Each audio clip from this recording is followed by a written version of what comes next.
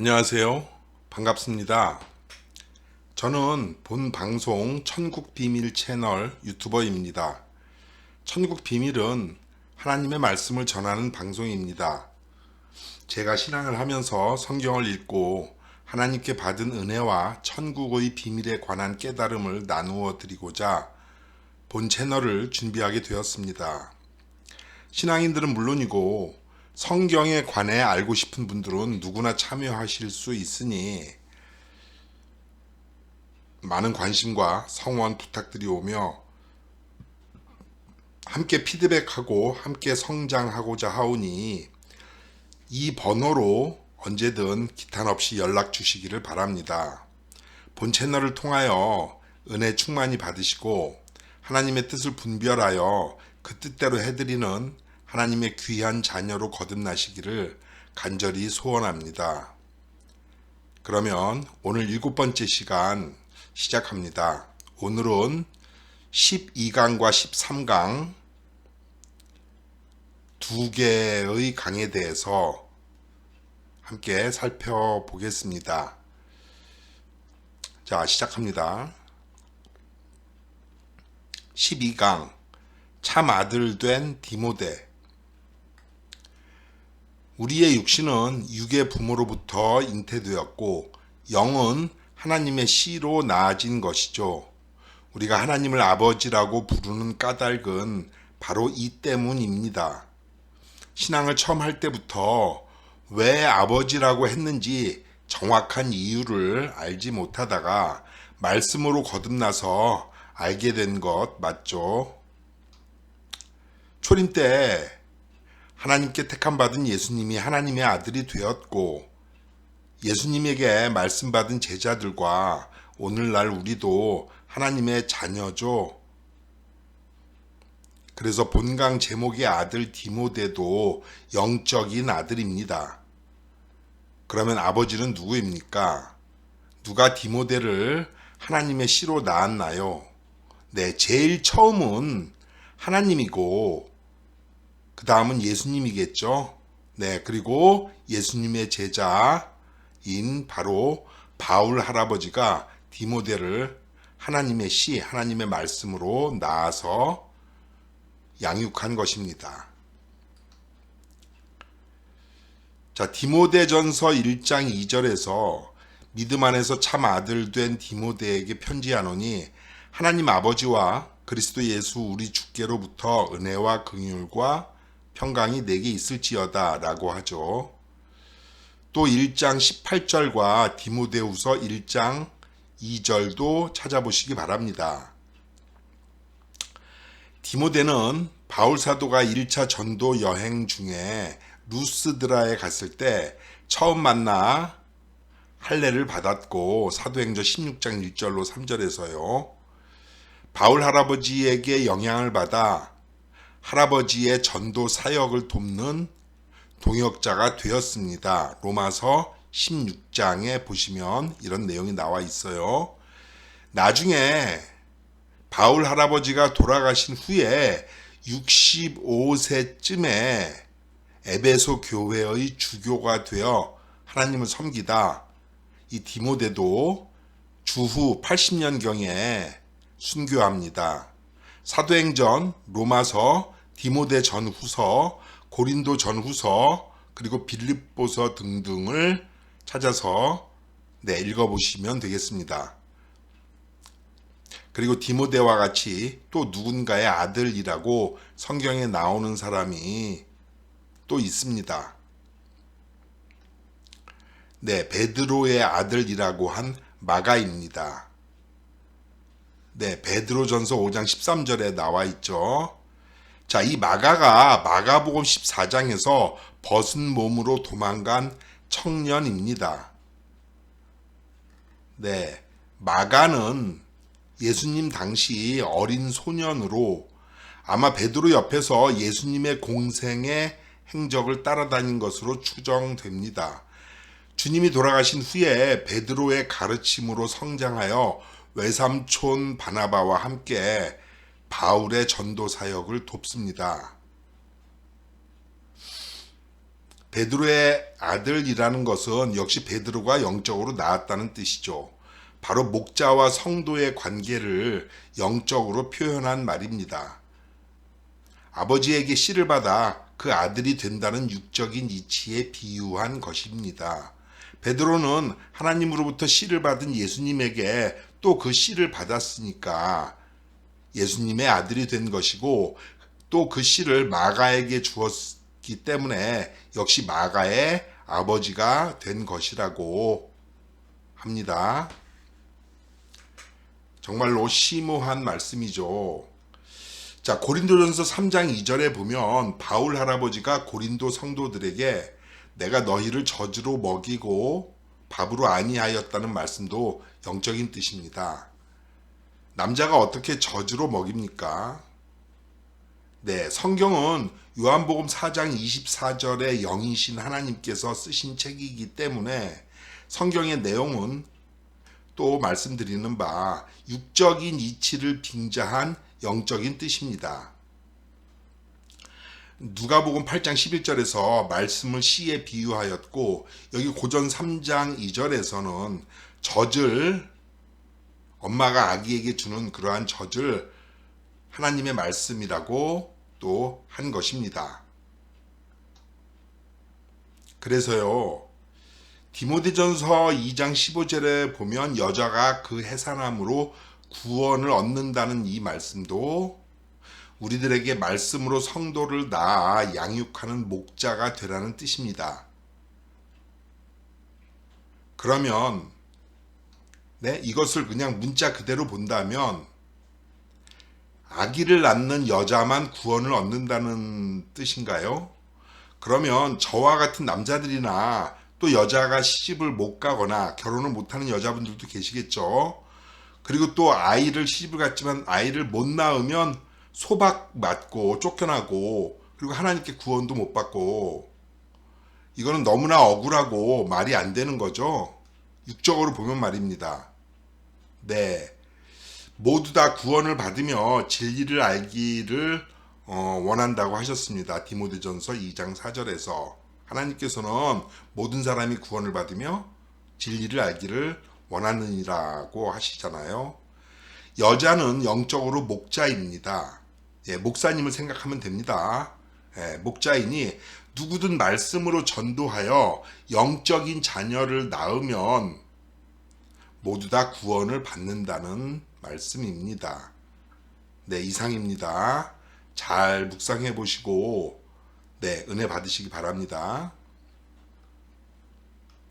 13강 벗은 몸으로 도망하니라. 자, 제목의 주인공은 누구인가요? 누가 벗은 몸으로 도망했다고 합니까?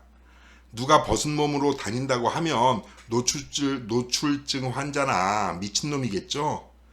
그런데 2000년 전에 벗은 몸으로 도망한 사람이 성경에 나옵니다. 바로 마가복음 14장 50절로 52절에 보면 제자들이 다 예수를 버리고 도망하니라. 한 청년이 벗은 몸에 배 혼이불을 두르고 예수를 따라오다가 무리에게 잡힘에 배 혼이불을 버리고 벗은 몸으로 도망하니라고 한 이 청년이죠. 이 청년이 조금 아까 12강에서도 말씀드린 마가복음서를 쓴 마가입니다. 네. 이 청년 마가는 사도행전에 등장하는 바나바의 생질입니다. 생질이라는 거는 누나의 아들을 얘기하는 거고, 그러면 조카가 되는 거죠. 네, 골로새서 4장 10절을 보시면 되겠고요. 그리고 특히 베드로의 영향을 많이 받은 것으로 보이죠. 네, 아까 말씀드렸어요. 자, 주님이 승천하시고 주후 50년경부터 사복음서가 쓰여지기 시작했는데요. 이때 마가도 마가복음을 기록하였습니다.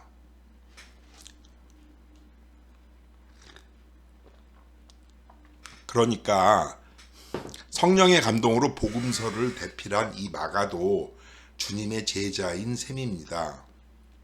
12사도만 예수님의 제자가 아니라 이 마가와 또 누가복음의 기자인 의사 누가, 그리고 당당하게 예수님의 시체를 빌라도에게 내어달라고 청하여 깨끗한 세마포를 수의로 입혀드렸던 아리마대 사람 요셉도 마태복음 27장 57절에 보면 예수님의 제자라고 나옵니다. 그리고 또 누가복음 10장에서 주님이 70인의 제자도 70인의 사람들도 제자로 따로 파송하셨다고 하는 말씀이 나오죠. 저와 여러분들과 저도 예수님의 제자고요. 그렇죠? 네. 자, 아버지를 일찍 여의고 편모스라에서 자란 마가의 어머니 마리아는 신실한 신앙인이고 또 외삼촌 바나바의 영향과 주변 사람들로부터 신앙의 열기를 전달받은 청년 마가는 예수님이 오셨을 때 베드로 옆에서 주님을 따라다닌 열심을 보인 것으로 사료됩니다.